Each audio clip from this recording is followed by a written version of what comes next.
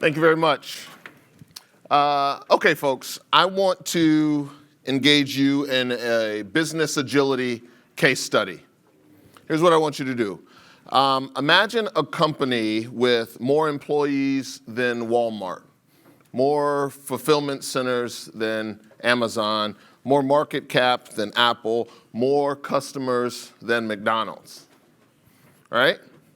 Operating in all 50 states, about 74 million daily customers, about 3.6 million managers, roughly 9,000 executives, and 13,500 independent business units. And the company's got some challenges. The technology's outdated. Systems and methods of product delivery are really based on an old factory model, one size fits all, when the customers really want individualization. Worker training hasn't kept pace with the real world. Oh, by the way, these 13,000+ independent business groups, they all operate under their own structures, their own bureaucracy, rather disconnected from the larger company. So, what's it going to take to change a company like this? As you're starting to imagine, you're going to have to pull out all the agility tools in your toolbox to address something like this. But, you're the experts. I believe that the smart folks in this room, you guys can help me solve this problem, right? Except if we're going to work together, then I should be more honest. I should be more precise. I'm not talking about a company. I'm talking about the K-12 public education system here in America. And frankly, it represents everything that is the opposite of agile. It is a behemoth. It is entrenched. It is painfully antiquated. So we have a big problem to solve, but we can solve it.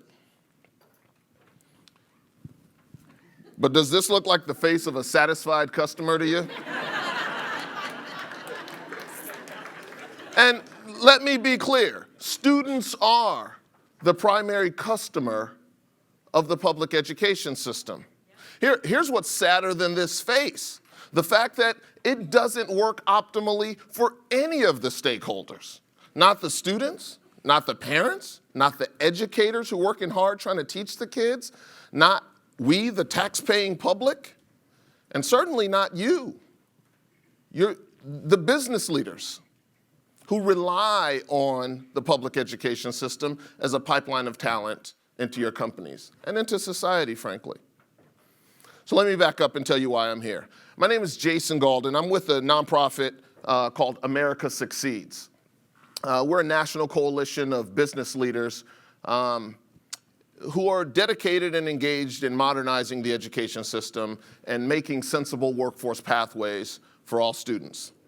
So I was here last year. It was my first time. I actually came on a whim. I didn't really know much about business agility, but I decided to come, and it was really a phenomenal experience for a couple of reasons.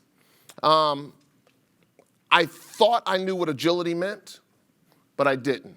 I knew definition 1, but I didn't know definition 2. I didn't know what you all were up to in terms of a business practice known as agility. And so I learned a lot. I was fascinated by the tsunami of information, of insight that I learned last year. I think it's super cool that all you gather every year to learn from each other and push continuous improvement. So I'm into it. I liked it. And I met some great people here and, met some folks who were here to talk in the context of business agility and were open-minded enough to speak with me about education, agility in the education context. That led me to meet Jeff at the Agile Business Consortium in the UK. And I ended up speaking at their conference, which was perfectly titled Building Generation Agile. So, welcome to the age of agility, right? The future is here, and it looks exactly as we imagined it, right? Right?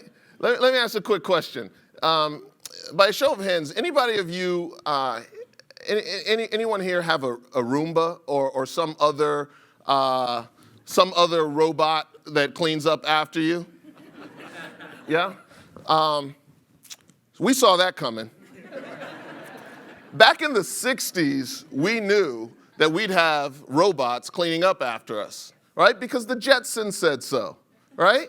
And the Jetsons gave us this awesome lens into the future. It was the insight we had, or frankly, the inspiration to create what we thought the future should look like. And now look at you. You're sitting here and there's a robot cleaning your floors right now. What about an Apple Watch? Anybody have an Apple Watch by show of hands? Well, we saw that coming too. No surprise there. Yeah, we predicted it. We had to invent the Apple Watch because the Jetsons said so, right? So here's the problem. That even at our imaginative best, this is still how we see education.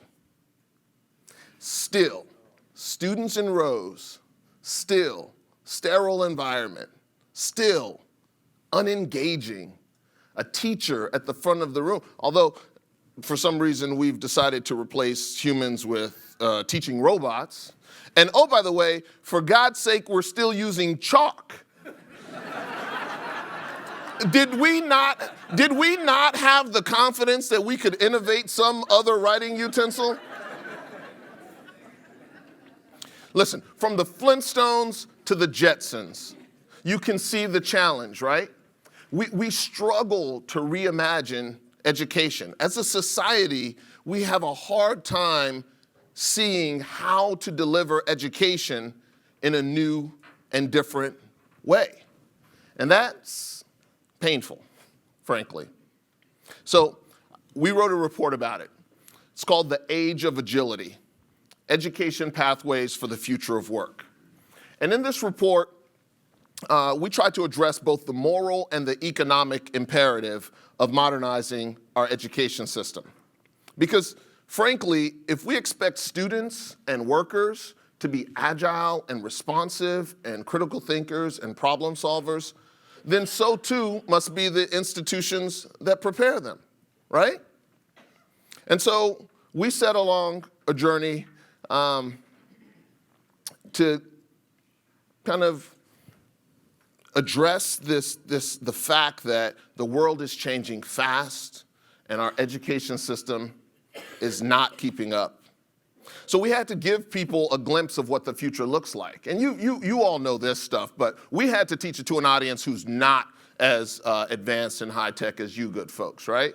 So we're talking about supercomputing, big data, analytics, customization. We're talking about this kind of stuff like mass production, factory automation.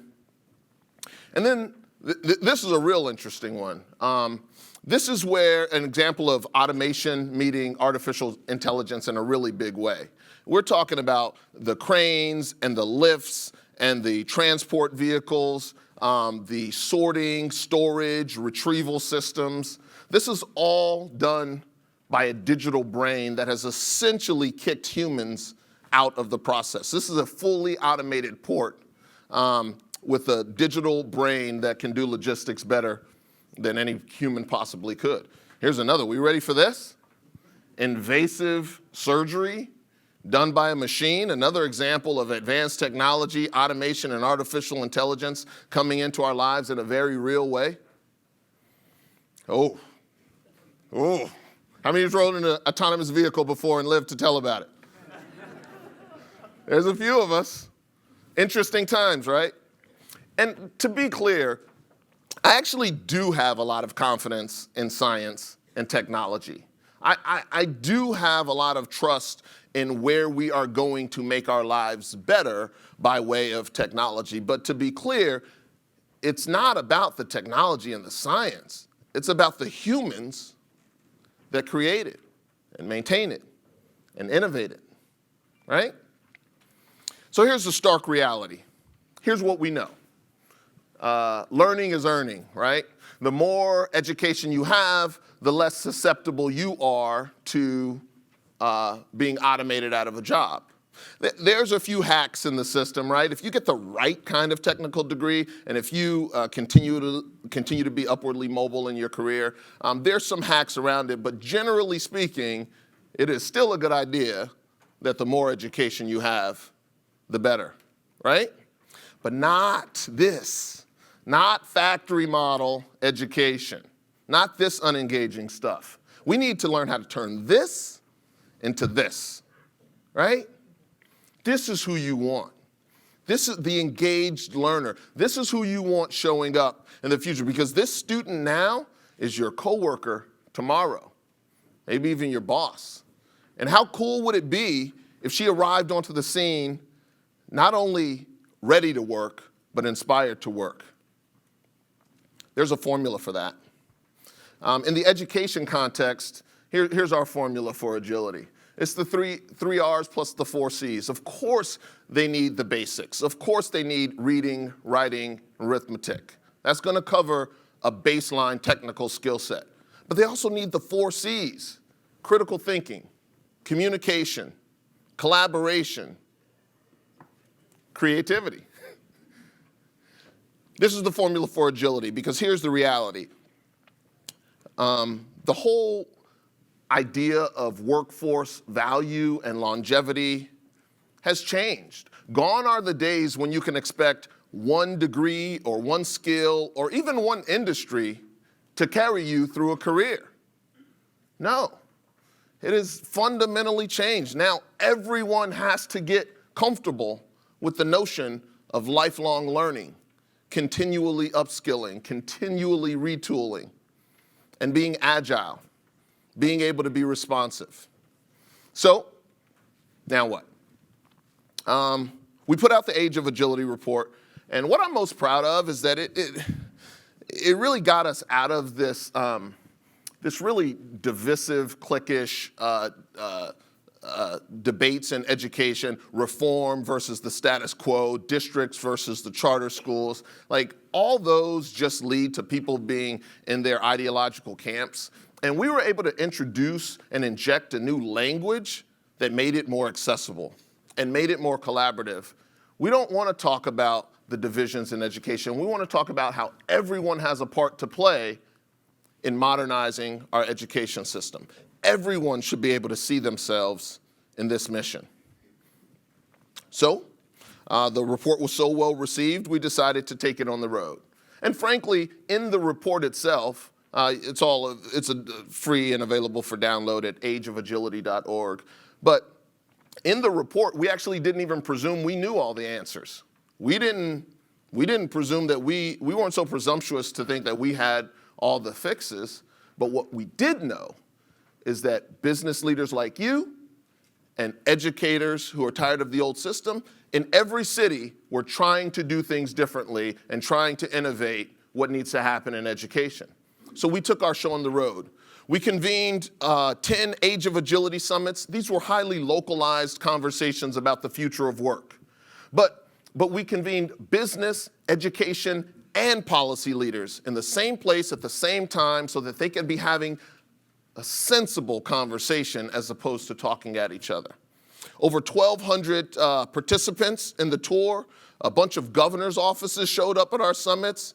They appreciated not having to stick their neck out on the contentious issue of education, but rather being able to talk about education through a new lens, that of jobs and the economy.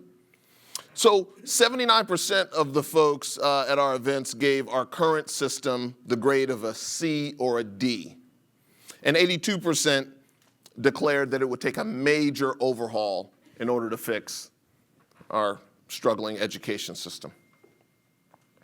So, what did we learn?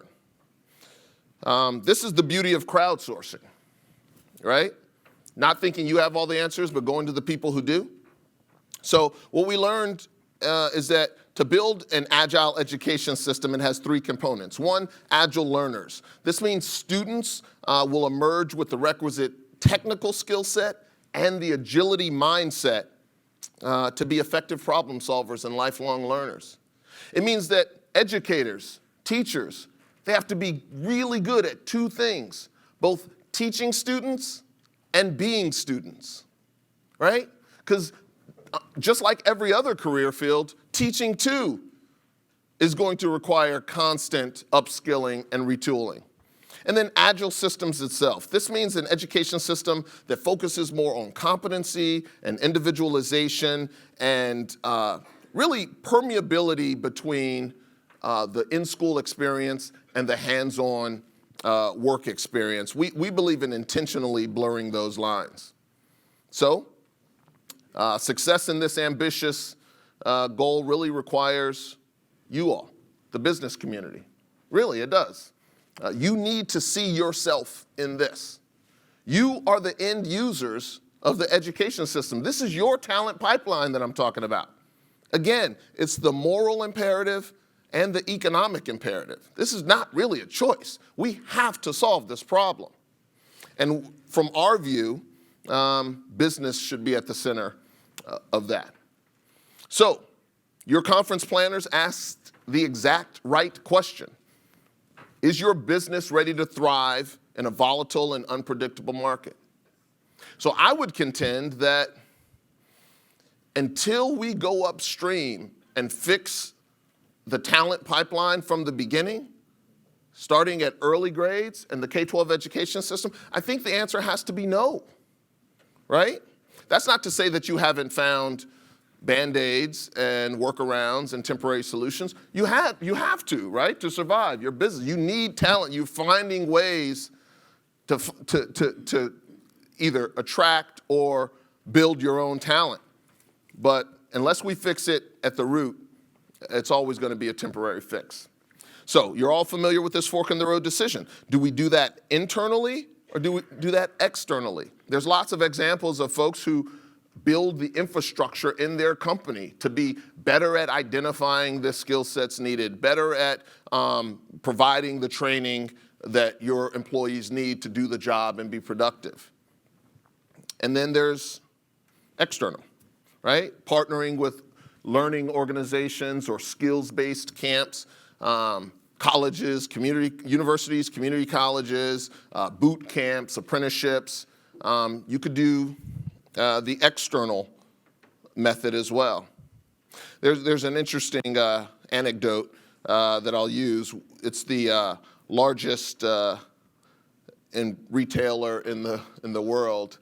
They partner with an outside group called Gould Education, and they use this nonprofit to gather a bunch of education providers and then deliver on that corporate promise to provide all of their employees education for $1 a day. Right? This is Walmart.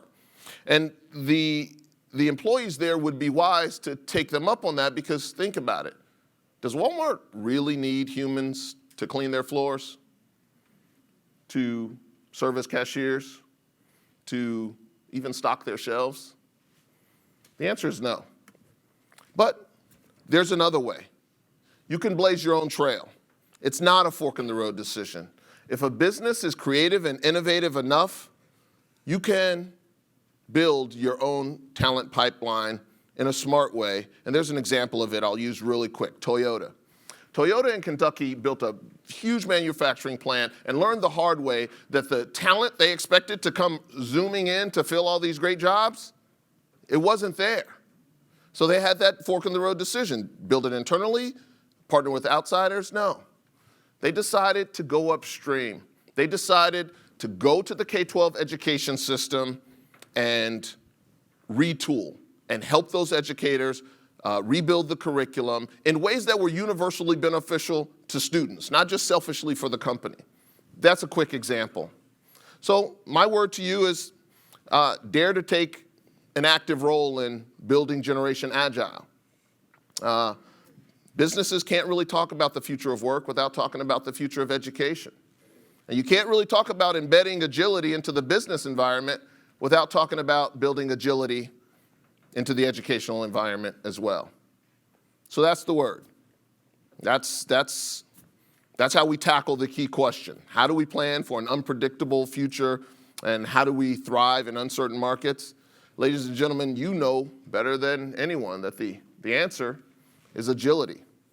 So we need your help to overcome the skills gap in America. And if anyone can contribute fresh thinking, if anyone can think systemically about this, if anyone can help tackle this massive change management issue, it's beautifully agile people like you. Thank you very much.